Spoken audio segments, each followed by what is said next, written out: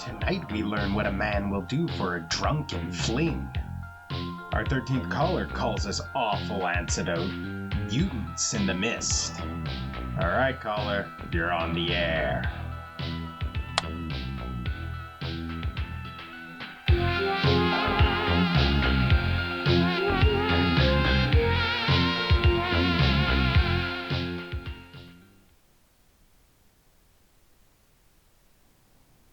This ain't your night, I said to myself. My drunk was wearing off, the bars were closed, and I wasn't happy about it. Why wasn't I eating greasy diner food at Peggy's, or finishing the six-pack in my fridge? I should be. Instead, I sat in a cramped apartment, surrounded by people I didn't know, and I was being proselytized to by a man calling himself Zever82. What a waste of a good buzz. My alarm bell should have gone off when the Caucasian girl at the bar introduced herself as Tomiko Hardcore. But I rolled with it. I was plenty drunk, so who cared about her weird name? This was my chance to get laid. I was wrong. Shuka Shuka, the comets a-comin', their leader Zever82 sang as he danced inside the circle of chairs. A wild, flame-haired idiot wrapped in a bedsheet he called a toga. Shuka Shuka, the group chanted and clapped. What did I get myself into? Tomiko Hardcore sat next to me, looking happier than a pig in shit. She elbowed me, nodded her head, and motioned for me to clap. I joined in, just not with the same enthusiasm. That was a mistake. Zever82 noticed, and smiling like an idiot, wiggled and jiggled his way over to me. I see you, brother. One more for the convent. The comets are coming, you see. He thrust and gyrated his pelvis too close to my face. The group continued to chant Shuka Shuka. Those eggheads in Washington got it all wrong, you see. I got the real scoop, yes sir, from the capital G-O-D himself. That burning ball of gas will make a history of us. End of the line. Shuka Shuka, they chanted. You know what I'm talking about? Yeah, I said, assuming he meant this week's hottest news story. A meteor would pass the Earth, closer than any meteor since the dinosaurs. Nothing was supposed to happen besides a fancy light show. The media said it would pass us by. No, sir, God sent visions right to my brain. He showed me death, destruction, folks-eating folks, Jimmy Buffett. He shook his head. His curly red hair whipped me in the face. It stunk. What's your name? Billy. He made a big X with his arms. I mean your social media, your username, your handle, you get me? Super cool dude, man, I lied. My real username wasn't much better, to be honest. That's hot, Tomiko Hardcore slurred in her California accent, so it sounded like hot. She leaned against me and nuzzled my cheek. We don't use our real names just in case they're listening in, Zever82 said. Who? I asked. Whoever's following me. He danced into the center of the circle. That's right, they've been following me, maybe even you too. Zever82 pointed at his cult, who clapped along.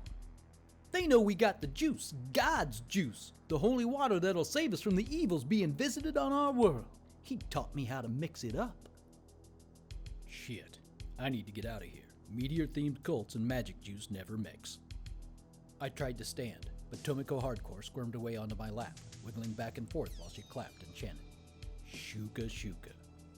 Sakura Fan 776 has been slaving away all day, so let's make her feel appreciated, Zever82 said. You show these good people what you got for them, honey. From the bathroom came a heroin-thin girl carrying a large cooking pot, filled with what looked like watered-down radiator fluid. She set it on a coffee table covered in a cheap plastic sheet that read Happy Birthday. The cult members cheered and whistled. Sakura Fan 776 gave a curtsy. Thank you, darling, Zever82 said, blowing the girl a kiss. Now, pass out the party favors. She reached into her sweatpants and produced a handful of small Ziploc baggies. Each one contained a pastel green pill. The cult members stiffened with excitement. Their eyes locked onto the bags hanging from the frail girl's hands, and licking their lips, they waited with jittery patience. She walked behind the circle of chairs, passing a baggie to each member. Tomiko Hardcore grabbed two. The girl handed Zever82 his bag, then sat down behind him. She was salivating. He removed the pill and held it high in the air, The cult members followed. When that meteor visits its evil self upon us, we won't be cowering in fear. No, sir, he said. No, sir, the cult repeated. That's right. We gonna be celebrating and partying and flipping the big old ball of gas, the middle one. Why? 'Cause we got the juice, they shouted. And upon hearing that, Zever 82 laid the pill on his tongue, held it in for a minute to show the crowd, and then swallowed. The others did the same. Tomiko Hardcore popped one into her mouth. She laid the second pill on her tongue, then kissed it into my mouth. The thing tasted like dirt. I pulled away, but she grabbed the sides of my head and held the kiss until she was sure I swallowed. This was bad. Someone put Weezer on the record player, and suddenly Zever 82 stood spread eagle, his bedsheet at his feet. The crowd went nuts, cheers of adoration and awe for his nude form. A few of the male members averted their eyes. I didn't blame them. I wasn't keen on the sudden appearance of Zever 82's little hoggy either. Soon everyone was naked and dancing. Tomiko Hardcore lay on the floor, fighting to escape the shirt around her head, while Sakura Fan 776 loaded Dixie cups with magic juice. The pill hit hard. Patterns of color decorated the room and pulsed to the beat of the music. I needed to escape, before they passed out whatever Zever 82 and Sakura Fan 776 put into those cups. My legs moved like jelly, and each step towards the door brought me closer to the ground until I was on my knees, crawling. Around me, people danced, laughed, and grabbed at imaginary things in front of their faces. Through a haze of colors, I found the door, and pulling myself to my feet, I tried the handle, but it didn't move. Locked. Someone jerked me backwards. I fell, and the back of my head hit the floor. Above me stood Zever 82 and his cult, still naked. The view wasn't appealing. Where you going? It ain't safe out there. Like I said, I seen the future. I know the no, I grok the true, you feel me? He bent over me. You know, you ain't looking too copacetic. No, sir. The music stopped. Tomiko Hardcore, you get your pretty little butt over here, he said. She came, still fighting to get the shirt off. What you want? She asked, removing the shirt with the help from Zever 82. You brought a non-believer into our midst, a trickster. Why, I bet he's here for the juice, wants it for himself. She looked me over, then shook her head. No, I don't think so. He rubbed her shoulders and nodded. Yeah, he said, looking sympathetic. Sakura Fan 776 reappeared with something in her hands. She positioned herself behind Tomiko Hardcore with a big smile on her face. The baseball bat connected with the back of Tomiko Hardcore's head.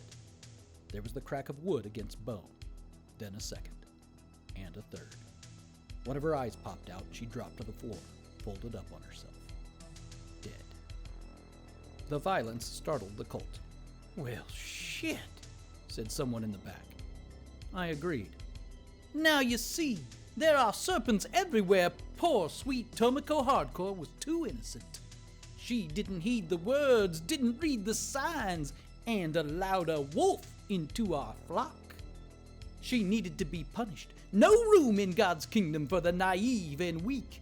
Why, Sakura Fan 776 gave her a mercy killing. Better this way. We look after our flock, even after they're led astray. Blood filled the bowl-shaped dent in Tomiko Hardcore's head, a kaleidoscope of dancing reds and maroons. The pattern spilled onto the floor, crawling towards me, and I tried to scoot away, but two cult members held me firm. You're nuts, man. Yeah, you keep talking. Keep speaking your lies, but we know. Zever 82 grabbed the bat from Sakura Fan 776. He pointed to the crowd. Now, I told you what I seen in my visions. People weren't people, they were mean green monsters feeding on each other.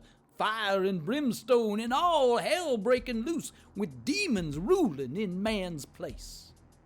He pointed the bat at me. These snakes and liars want the world to go to shit. They want mankind circling the drain. They're looking forward to it. He was riling them up good. The crowd looked from him to me and back again, nodding along, drinking in his gospel. One scrawny fella stepped up and kicked me in the side. Yeah, that's what you get. He nodded at Zever 82, then kicked me again. Soon the other members joined in, spitting, kicking, and cursing. People shoved each other to get a kick in. Seemed like they were having fun. I wasn't. I was in a lot of pain, especially in the nether parts. They gave my boys a lot of love. "Pick him up!" Zever82 yelled. Hands pulled me to my feet, pinning me to the door. Zever82 tapped my chin with the tip of the baseball bat. It was cold and wet from Tomiko Hardcore's blood. "You're lucky, son. We're merciful people, and we'll see you off right." He rolled the bat up my cheek to my temple. "We're gonna spare you, treat you like one of our own. You won't be joining us in heaven with the big G, but you'll be in whatever middle place they got. You and Tomiko Hardcore." Someone put Weezer back on the record player, and Zever82 raised the bat above his head.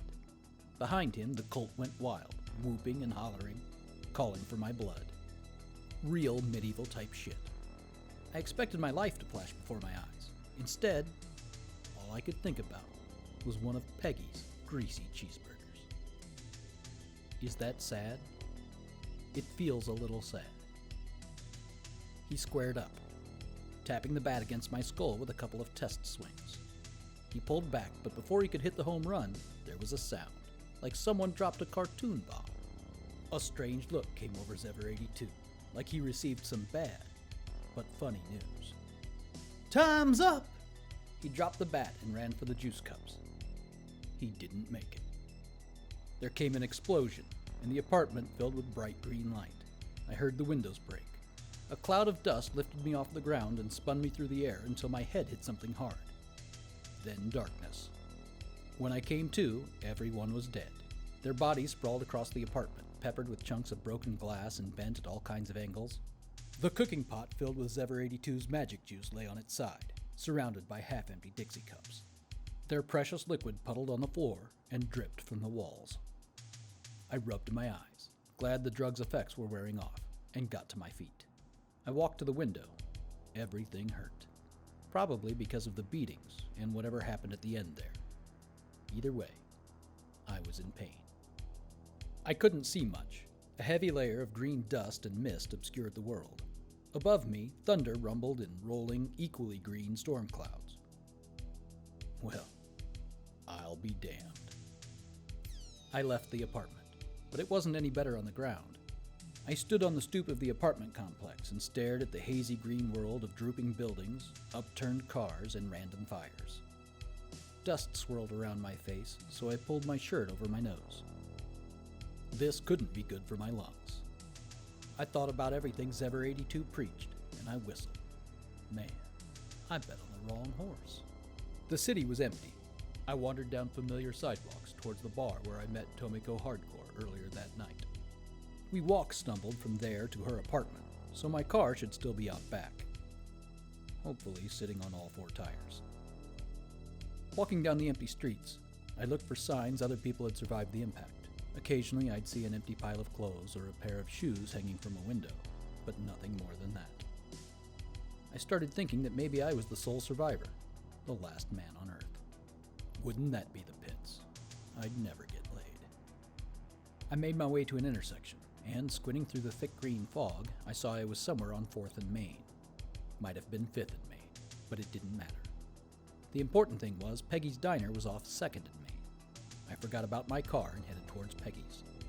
A block away, I heard the faint sound of music. Jimmy Buffett's It's 5 O'Clock Somewhere. Maybe I wasn't alone after all. I quickened my pace and followed the sound. To my joy and surprise, the music was coming from the diner. Well, ain't I the luckiest SOB to survive the apocalypse. I threw open the double doors and waltzed in. The smell of fry oil and grease greeted me like an old friend.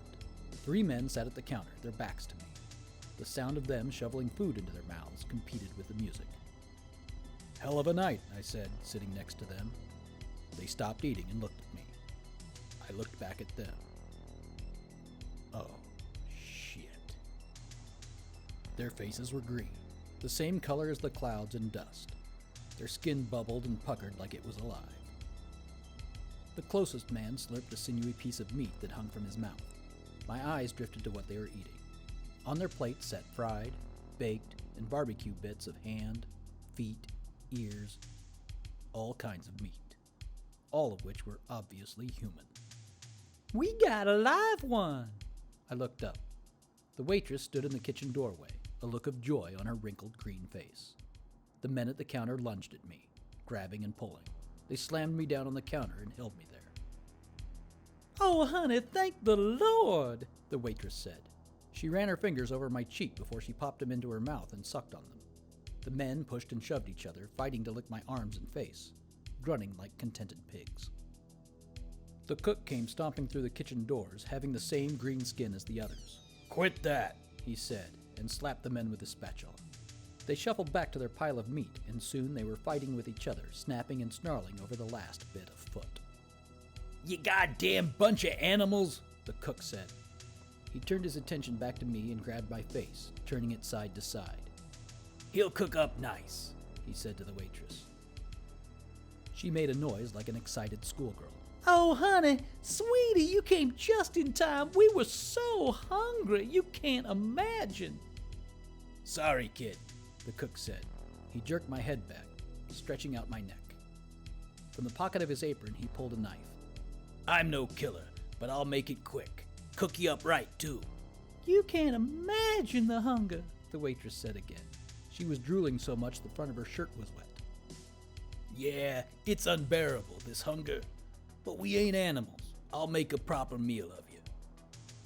"Any last words?" the waitress asked, wiping away the slobber with her forearm. I wanted this to be good.